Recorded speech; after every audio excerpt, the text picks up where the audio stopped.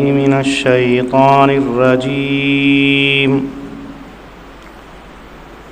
بسم الله الرحمن الرحيم.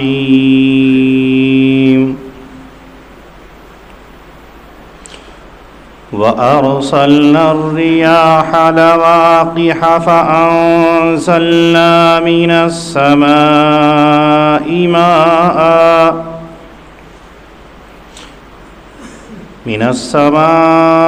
ماء فأسقيناكموه وما أنتم له بخازنين. وَإِنَّا لَنَحْنُ نُحْيِي وَنُمِيتُ وَنَحْنُ الْوَارِثُونَ.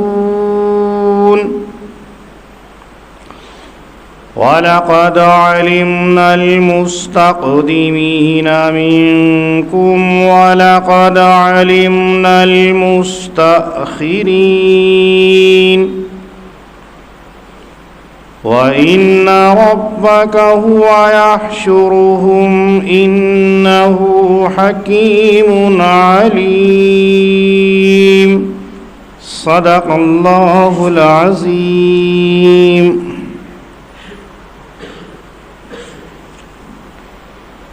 اللہ رب العزت کی قدرت الہیہ کو ذکر کیا جا رہا ہے کہ اللہ رب العزت کیسی طاقت کے مالک ہیں. اللہ رب العزت اپنی قدرت کا مظاہرہ کیسے کرتے ہیں. پیچھے اللہ رب العزت نے ذکر کیا تھا کہ جس زمین کے اوپر تم رہتے ہو، بستے ہو، چلتے ہو، اس زمین کو ہم نے جب پھیلایا تو یہ ڈگمگانے لگی، ڈاواں ڈول ہونے لگی. تو اس کو روکنے کے لیے ہم نے بڑے بڑے پہاڑوں کو اس کے اوپر گاڑ دیا. پھر زمین پر آپ رہتے تو آپ کے کھانے پینے کے لیے، آپ کی زندگی کی بقا کے لیے، آپ کی ضروریات زندگی کے لیے بہت ساری چیزوں کی ضرورت پڑتی. اس کے لیے ہم نے اندازے سے آپ کے لیے، دیگر مخلوق کے لیے سبزے کو پیدا کر دیا، اور یہ سب ہمارے قبضۂ قدرت کے اندر تھا. یہاں آیت الصدر کے اندر وَأَرْسَلْنَا الرِّيَاحَ لَوَاقِحَا، یہاں سے اللہ رب العزت ایک اور قدرت الہیہ کی عجیب و غریب کیفیت اور حکمت کو بیان کرتے ہیں کہ ہم نے تمہارے لیے ہوائیں چلائی، رس بھری. ایسی ہوا نہیں کہ جس سے آپ کا بدن خشک ہو جائے، آپ کا بدن سوکھ ہو جائے. ایسا نہیں کہ آپ کی صحت متاثر ہو جائے، ایسا نہیں کہ آپ کبیدہ خاطر ہو جائیں، بلکہ ہم نے ایسی ٹھنڈی اور رس بھری ہوائیں چلائی، اور پھر ہم نے آسمان سے پانی برسایا تاکہ ہم اس پانی کو آپ کو پلا سکے. آپ کے پاس اس خزانے کا کوئی حصہ نہیں ہے. اس آیت کریمہ کے اندر اللہ رب العزت اپنی ایک عظیم نعمت پانی کو اور ہوا کو ذکر فرما رہے ہیں. انسان بہت ساری چیزوں کے بغیر رہ سکتا ہے، لیکن ہوا اور پانی کے بغیر ایک لمحہ نہیں رہ سکتا ہے. ایک لمحے کے لیے ہوا کو اللہ روک دے تو باہر کا سانس اندر نہیں آ سکتا ہے، اندر کا سانس باہر نہیں جا سکتا ہے. حرکت قلب بند ہو جائے گی، ختم ہو جائے گا. اگر پانی مقدار کے اندر نہ ملے تو آپ کی جان ایسی ہو جائے گی کہ جیسے ماہی بے آب کا حال ہوتا ہے. پانی اگر آپ کے جسم کے اندر نہیں گیا ہے تو آپ کا جسم متاثر ہو کر کے سانس کی نلکی کو وہی خشک کر دے گا، جس کی وجہ سے آپ کی زندگی کا خاتمہ ہو سکتا ہے۔ ان دونوں عظیم نعمتوں کو اللہ رب العزت نے فری کے اندر دے دیا، نہ کسی پیسے کی ضرورت ہے، نہ کسی چیز کی ضرورت ہے۔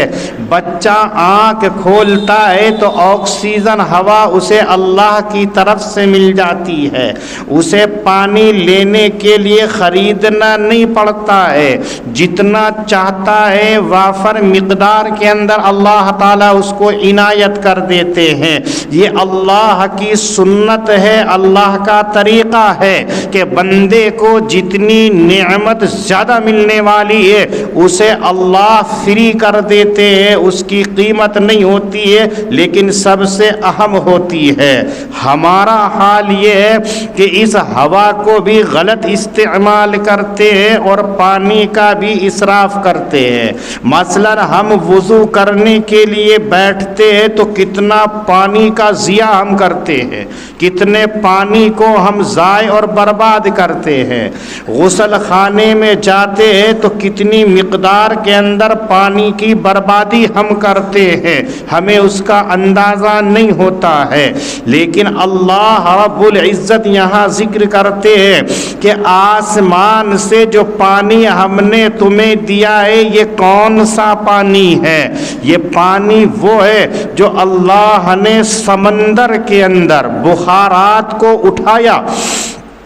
اور بھاپ بن کر وہ بادلوں کی شکل کے اندر جمع ہو جاتا ہے، پھر اس پانی کو اللہ رب العزت جہاں ضرورت پڑتی ہے وہاں پر برسا دیتے ہیں۔ جتنی مقدار کے اندر کھیتی کو ضرورت ہے، جتنی مقدار کے اندر جانوروں کو ضرورت ہے، جتنی مقدار کے اندر انسانوں کو ضرورت ہے وہ پانی ان کو دے دیا جاتا ہے۔ یہاں اللہ کی حکمت بالغہ کا مشاہدہ کیجئے کہ سمندر کا پانی اللہ نے کھارا اور تلخ بنایا ہے، کوئی انسان اس پانی کو پی نہیں سکتا ہے،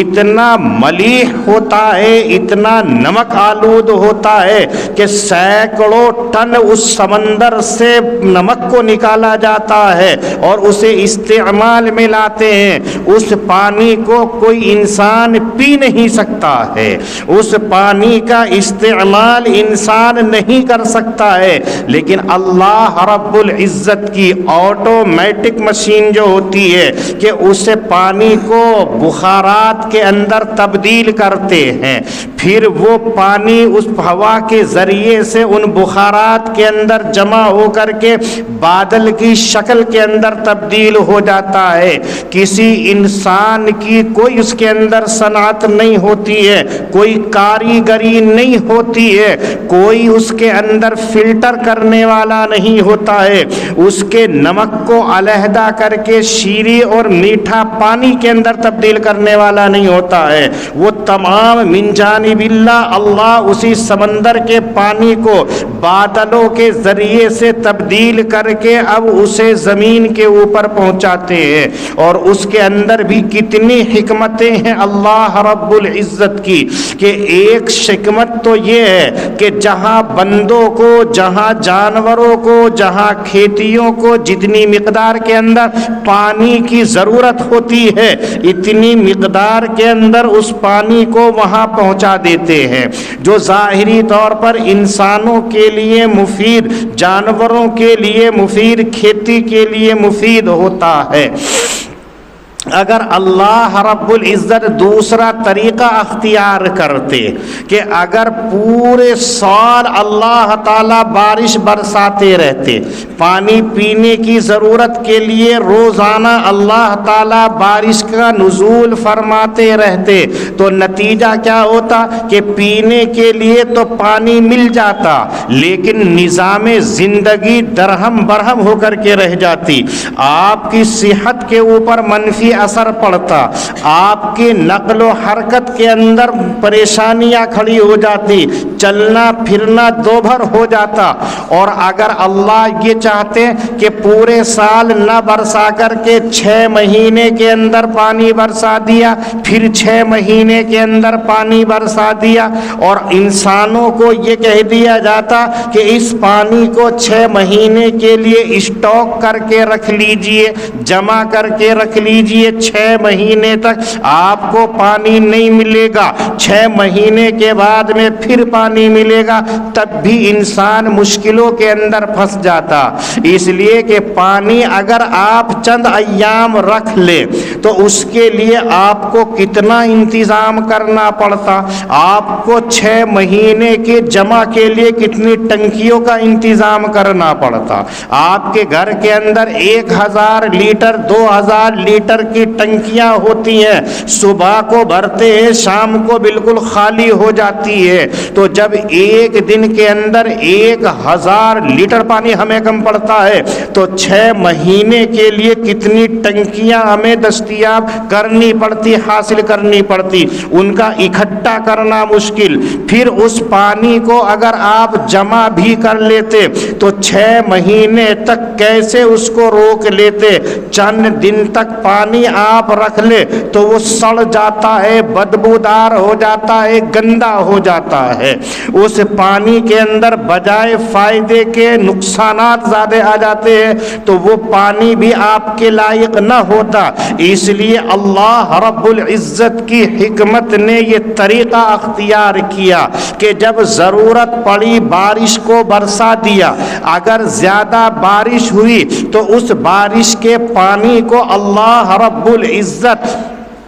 پہاڑوں کی چوٹیوں کے اوپر برف کی شکل کے اندر منجمد کر دیتے ہیں۔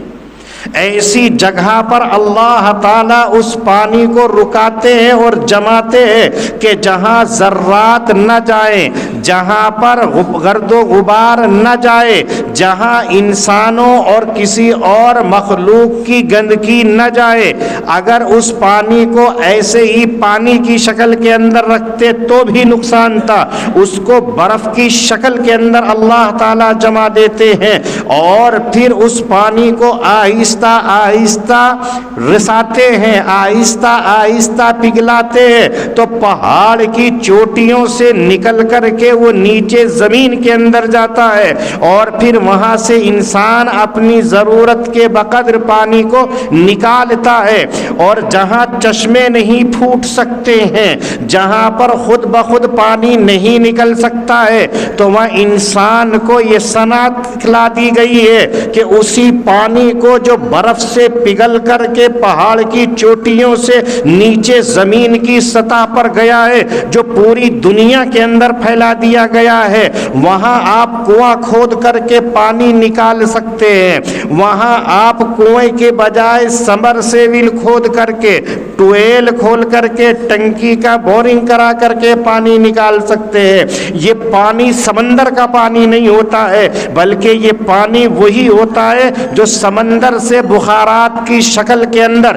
جس کو آپ مانسون بولتے ہیں، اس کی شکل کے اندر آتا ہے۔ پھر اسے اللہ پہاڑوں پر جمع کر کے برف کے ذریعے سے پگھلا کر کے زمین کی سطح کے اوپر بھیج رہے ہیں، اور وہی پانی کتنا شیریں ہوتا ہے، کتنا میٹھا ہوتا ہے، کتنا عمدہ ہوتا ہے کہ آپ کو کتنی تیز پیاس لگ رہی ہو، آپ نے ذرا سا ایک گھونٹ پی لیا تو آپ کو سیرابی آ جاتی ہے۔ اس سمندر کے کھارے پانی کو اللہ تعالیٰ اپنی حکمت و تدبیر کے ذریعے سے میٹھے اور شیریں پانی کے اندر تبدیل کر کے ہمیں پہنچاتے ہیں۔ اسی کو فرمایا ایک جگہ فَأَسْقَيْنَاكُمْ مَاءً فُرَاتًا، کہ ہم نے تمہیں جو پانی پلایا ہے وہ انتہائی میٹھا، شیریں ہے اور فرحت بخش ہے۔ یہ اللہ رب العزت کی بڑی قدرت کاملہ انسانوں کے لیے ہے کہ اللہ نے ایسا پانی ہمیں عنایت کر دیا ہے۔ یہاں ذہن کے اندر یہ بات آتی ہے کہ سمندر کے پانی کو اللہ نے کھارا کیوں بنایا ہے؟ جب 1/4 حصے کے 1/3 حصے کے اوپر پانی کے سمندر ہی سمندر ہے تو اس سمندر کے پانی کو کھارا کیوں بنایا ہے؟ تو جو آدمی تجربہ رکھتے ہیں، جو آدمی جانتے ہیں، ان کو معلوم ہے کہ دنیا کی کتنی غلاظت ہوتی ہے جو سمندر کے اندر جاتی ہے،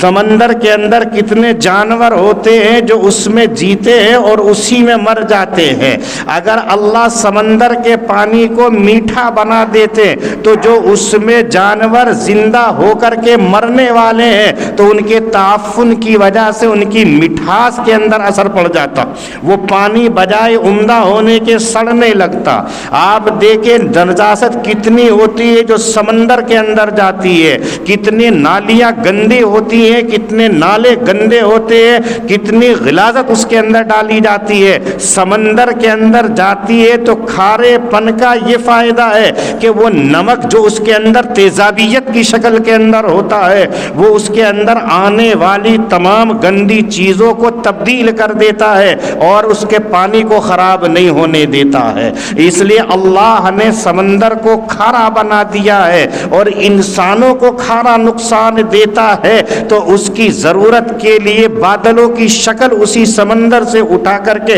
سطح زمین کے وہ نیچے ڈال دی اور انسانوں سے کہہ دیا کہ اس کو اپنی ضرورت کے بقدر نکال کر کے استعمال کر سکتے ہو۔ فَأَسْقَيْنَاكُمُ، یہ اللہ فرما رہے ہیں کہ اس پانی کو جو ہم نے آسمان سے برسایا ہے پھر اس پانی کو ہم نے تمہیں پلایا ہے۔ وَمَا أَنْتُمْ لَهُ بِخَازِنِينَ کہہ کر کے اللہ تعالیٰ یہ بتلانا چاہتے ہیں کہ تم اس پانی سے فائدہ ہماری مرضی کے بغیر نہیں اٹھا سکتے ہو۔ یہ اللہ کی اتنی نعمتوں کو اپنے اندر لیے ہوئے ہے کہ اگر ہم سمندر کے آب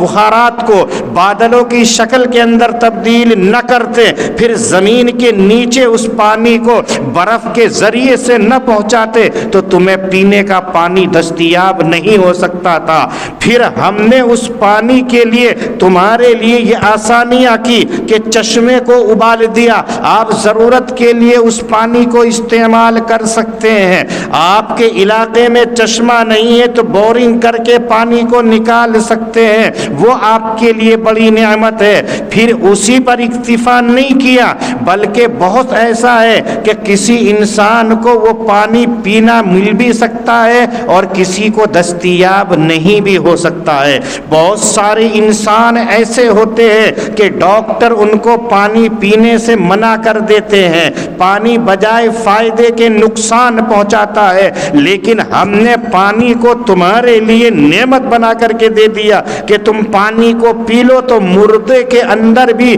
روح نکل آتی ہے، مردے کے اندر بھی جان پڑ جاتی ہے۔ جس کی جان بلب ہو رہی ہے، جو آخری دم پر ہے، تو اس کے منہ کے اندر بھی پانی کے قطرے ٹپکائے جاتے ہیں تاکہ اس کو سہولت ملے۔ یہ اتنی نعمتیں ہم نے دی ہیں، یہ ہماری نعمتیں قدرت الہیہ کا مظاہرہ کرتی ہے۔ نظارہ قدرت کو اگر دیکھنا چاہتے ہو تو اسی کو دیکھ لیجئے، یہ اللہ کے علاوہ کوئی نہیں کر سکتا ہے۔ وَإِنَّا لَنَحْنُ نُحْيِي وَنُمِيتُ وَنَحْنُ الْوَارِثُونَ۔ دوسری آیت کریمہ کے اندر اللہ یہ فرماتے ہیں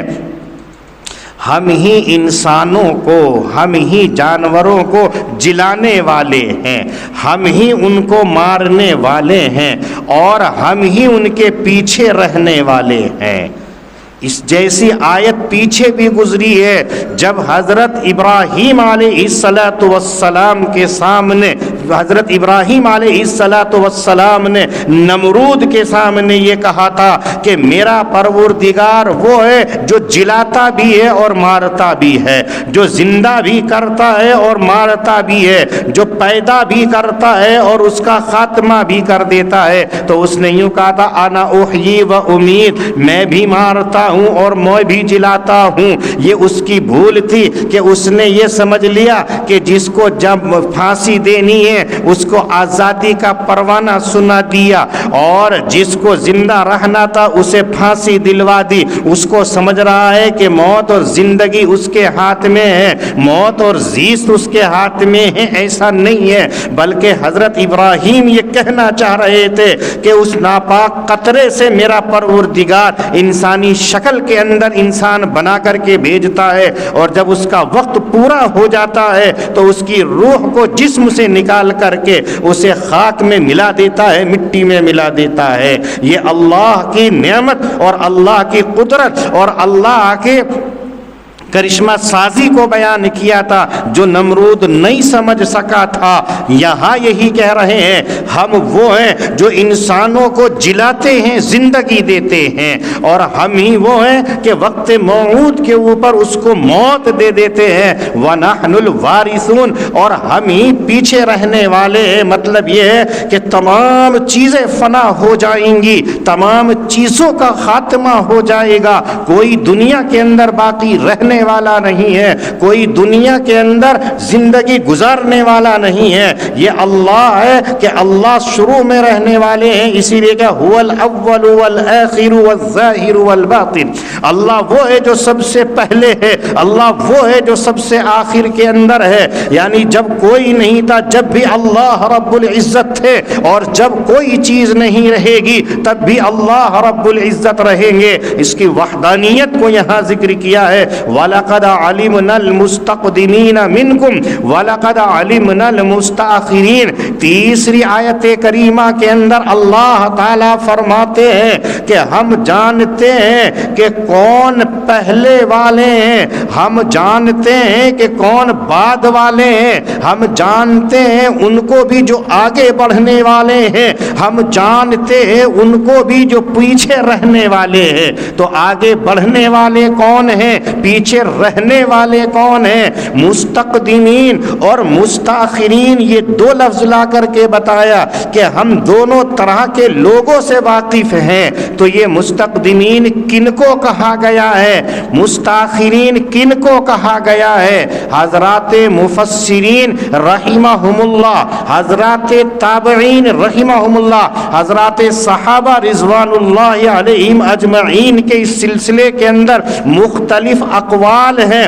مفسرین کی مختلف آراء ہیں۔ ایک قول مستقدمین اور مستاخرین کے بارے میں یہ ہے کہ مستقدمین سے وہ لوگ ہیں جو دنیا کے اندر آ چکے ہیں، اور مستاخرین سے وہ لوگ مراد ہیں جو ابھی آئے نہیں، آنے والے ہیں۔ تو اللہ تعالیٰ ان کو بھی جانتے ہیں جو دنیا میں اب موجود ہیں، جو کچھ وہ کر رہے ہیں ان کو بھی جانتے ہیں، جو آنے والے ہیں ابھی نہیں آئے ہیں اللہ ان کو بھی جانتا ہے۔ اور دوسرا قول یہ ہے کہ مستقدمین سے مراد وہ ہے جو محمد صلی اللہ علیہ وسلم کی امت سے پہلے لوگ ہیں، اور مستاخرین سے مراد امت محمدیہ ہے۔ اللہ یہ بتلانا چاہتے ہیں کہ حضرت محمد الرسول اللہ صلی اللہ علیہ وسلم سے پہلے جتنے اقوام آئی ہیں، جتنی ملتیں آئی ہیں، وہ تمام کی تمام، بھائی پیچھے نماز پڑھ لو، وہاں پر آپ کو بھی خلل پڑے گا، مجھے بھی پریشانی ہوگی، آپ ادھر نماز پڑھ لیجئے۔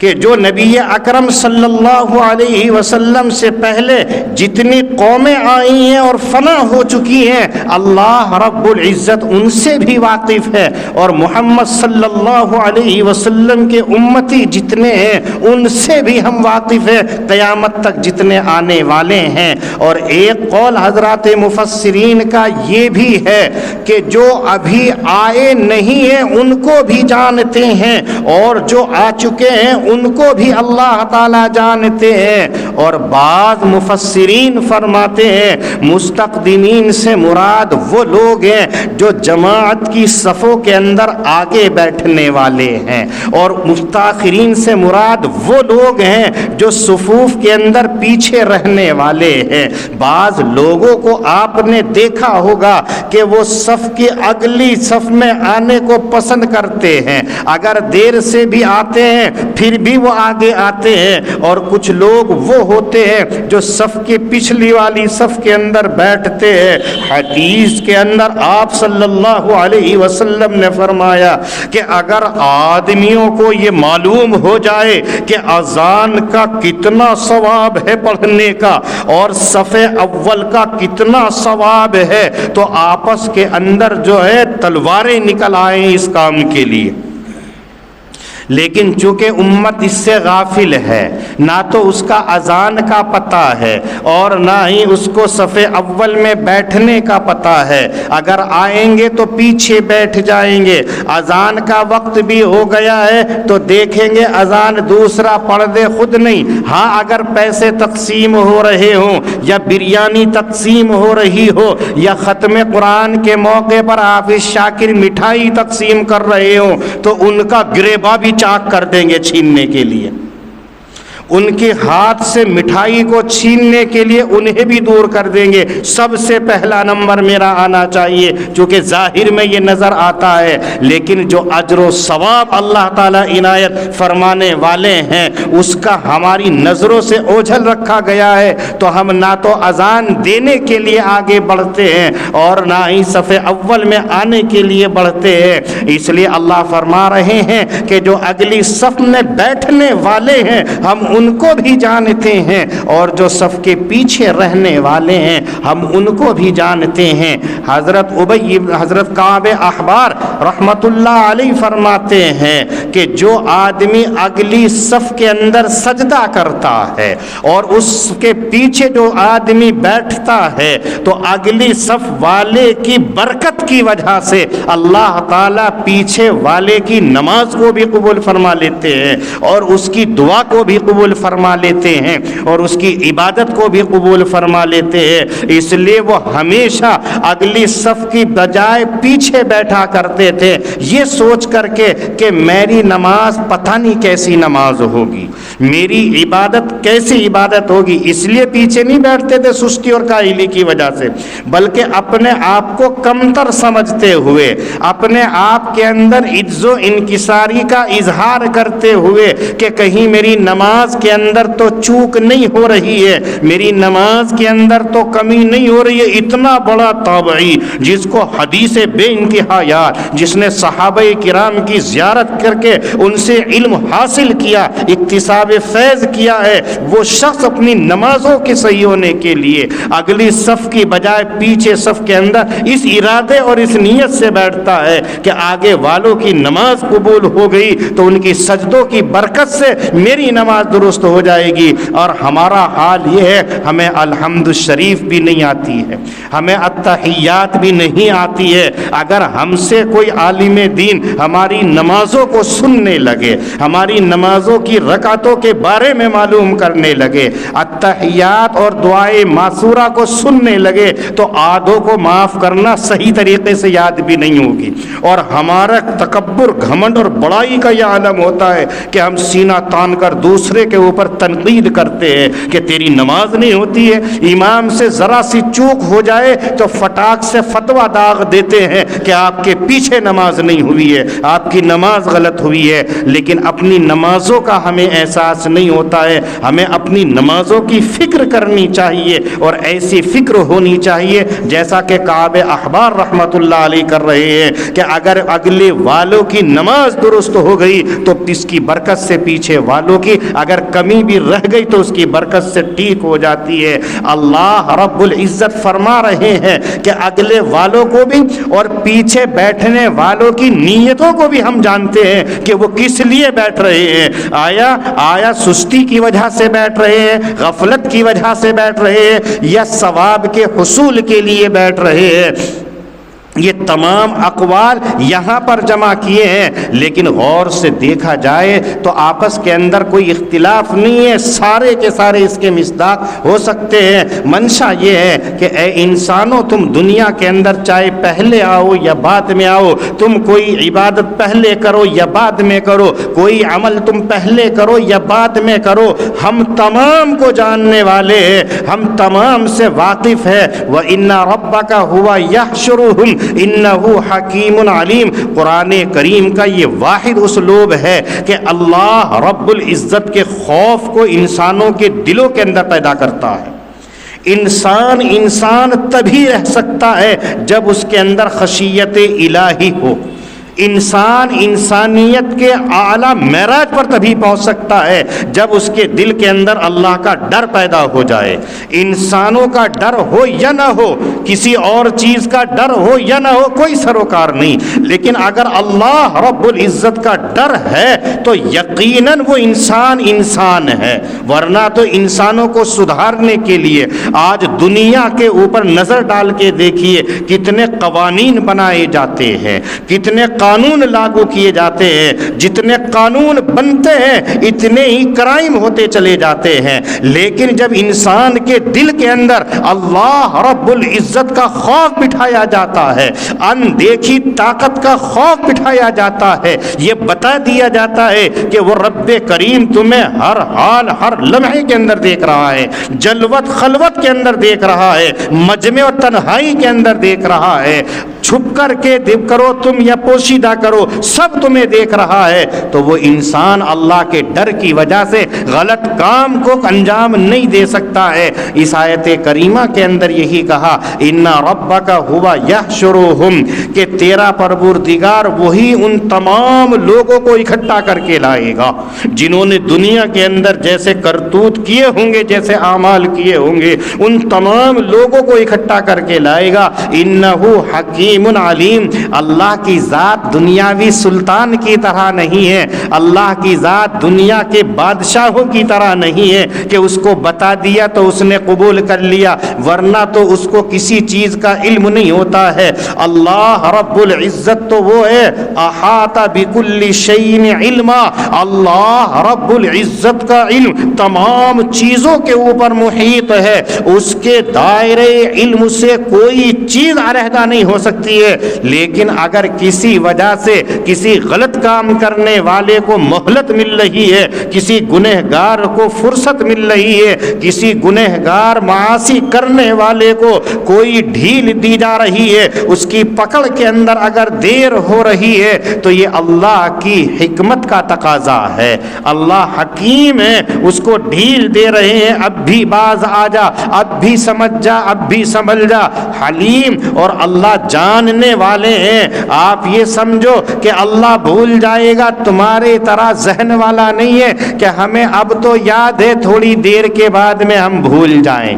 ایسا نہیں ہے کہ طاقت ہے، جوانی ہے تو ہمارا ذہن تیز کام کر رہا ہے، بڑھاپے کے اندر ہے تو سٹی آ گئے ہیں، ہمیں پتہ ہی نہیں ہے کیا کرنا ہے، ہم بھول گئے تو اللہ بھی بھول گیا ہوگا، ایسا نہیں ہوگا، بلکہ اللہ تو علیم ہے، اول سے لے کے آخر تک تمہارے اعمال کو جاننے والے ہیں۔ اس لیے اگر دنیا میں آئے ہو تو اللہ کی حکمت کے ساتھ ساتھ اللہ کے علم سے بھی واقف رہو، اس سے تم غافل نہ ہونا ورنہ خسارے والے ہوں گے۔ وَأَرْسَلْنَا الرِّيَاحَ لَوَاقِحَا، اور ہم نے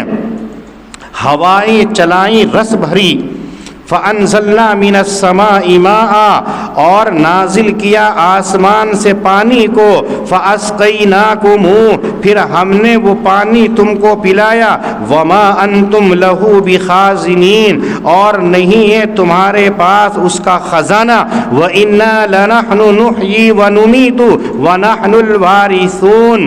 اور بے شک ہم ہی ہیں جلائنا منکم، اور ہم ہی جانتے ہیں تم میں سے بڑھنے والوں کو، وَلَقَدْ عَلِمْنَا الْمُسْتَأْخِرِينَ، اور ہم ہی جانتے ہیں پیچھے رہنے والوں کو، وَإِنَّ رَبَّكَ هُوَ يَحْشُرُهُمْ، بے شک آپ کا رب ہی وہی ہے ان کو اکٹھا کر کے لائے گا، إِنَّهُ حَكِيمٌ عَلِيمٌ، اور وہی ہے حکمتوں والا باخبر۔ اللہ پاک ہم سب کو دین کی صحیح سمجھ عطا فرمائے۔ وآخر دعوانا ان الحمد للہ رب العالمین۔